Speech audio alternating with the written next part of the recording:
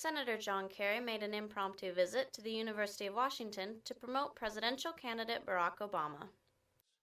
Now, I am really proud to introduce to you today the person who held up the banner of the Democratic Party 4 years ago, person who carried Seattle pretty overwhelmingly. We have 1,006 precincts in Seattle. They're all going to be caucusing a week from tomorrow. He won 1,005 of those 1,006 precincts. And we are working on that other precinct. I want you to join me. Thank you.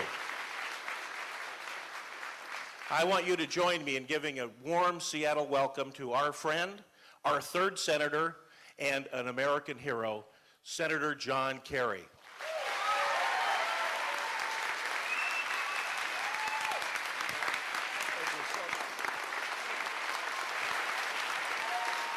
The mayor asked me how I'd like to be introduced, and it occurred to me it would have been really nice to be introduced as incumbent President John Kerry, but it doesn't work. Anyway, it's great to be here. I want to tell you how much I support Barack Obama. I support Barack Obama enough to have flown 6 hours to talk for about 5 minutes. Most United States senators would travel about 5 minutes to talk 6 hours. So I hope you really respect what has brought me here, and I'm appreciative of all of you taking time to be here. I'm counting on you guys to come out and make the difference this year. We got to surpass that. But it's that experience that made me make the tough decision between a colleague who serves with me today that I like, respect. I wouldn't say anything negative about her at all. My decision to support Barack is not against something or against anyone. It is for something. It is for something significant.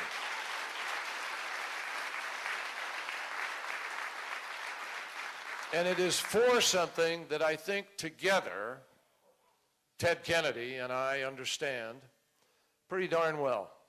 We believe deeply in the ability of Barack Obama to be able to be a transformational president in the larger sense of the word. Sure, both represent a change.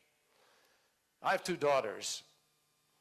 I understand fully the progress we've made with respect to women in the country. I know what happened with Title IX and the opportunity they got to play sports at college and to do things they couldn't have done otherwise. And I understand the ceilings and the barriers.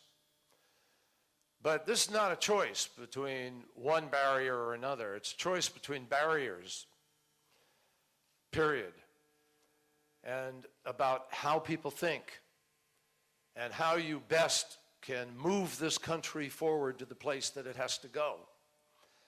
And I've decided that in my judgment, for a number of different reasons, some of which are outside of anybody's control, Barack Obama is in a position to be able to unite the United States of America, to bring Republicans, independents, and Democrats together, and to turn a page of history and present a face and a story for America that reaches well beyond our shores and changes the politics of this country so we get back to the real concerns and business of the American people.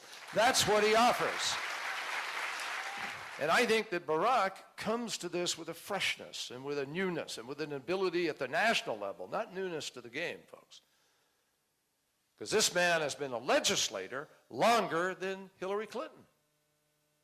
It's just that he didn't do it all in Washington, which happens, in my judgment, to be not so bad. Because the principle is still the same. You got to learn how to pull people together. You got to learn how to not just go with the polarized or ideological orthodoxy, but go with those things that patch together a solution. We both have a very special appreciation for the need for an American leader to see other countries and other people not just through American eyes, but to see them through their own eyes in terms of their own hopes and aspirations and culture and history. And I think in the instant of his putting his hand on the Bible and becoming president, Barack Obama will be able to reach out to the world in a way that no one else, myself included, can do just because of his story, who he is, where he comes from, and what he represents. Imagine when people say, leadership, what you're electing in a president, my friends, is judgment and character and vision and integrity and leadership skill and inspirational ability. What you're electing in a president is not years in Washington or years on earth. Barack Obama is older today than Bill Clinton was when Bill Clinton became president. And he has more foreign policy experience than Bill Clinton did when he became president. He's older than John Kennedy was. He's older than Teddy Roosevelt was. And as to years in Washington, there was once a fellow who got elected to the United States Congress. He only lasted 2 years. He was defeated after 2 years.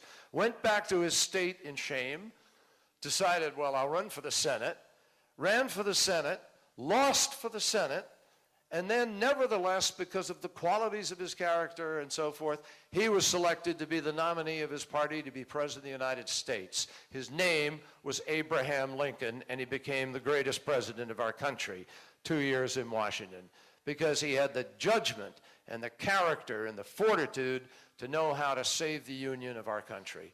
Ask and read any historian about the presidency, and they will tell you those are the qualities that we're looking for.